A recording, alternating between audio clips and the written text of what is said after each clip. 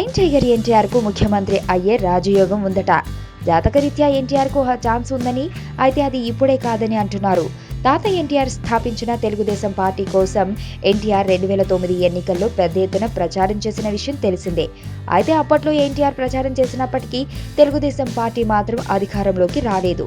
దాని తర్వాత ఎన్టీఆర్ ని తెలుగుదేశం పార్టీ దూరం పెట్టింది. ఎక్కడ ఎన్టీఆర్ తమ వారసుడికి పోటీ అవుతాడేమోనని. 2014 ఎన్నికల తర్వాత తెలంగాణలో తెలుగుదేశం పార్టీ లేకుండా పోయింది. ఆ పార్టీలో ఉన్న ఎమ్మెల్యేలు ఒక్కొక్కరిగా అధికార టీఆర్ఎస్ లోకి దూకారు. మొత్తం 15 మందిలో ఇక మిగిలి ఉన్నది 3 మాత్రమే.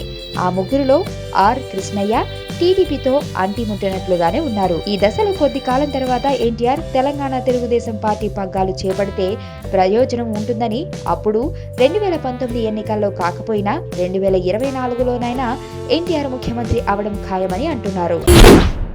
వైలెన్స్ లేకుండా చూడగలిగే లవ్ స్టోరీలు ఎప్పుడు వస్తాయి కదా. నీలో ఈ కోణం కూడా ఉందని నాకు తెలీదు. Adventure time.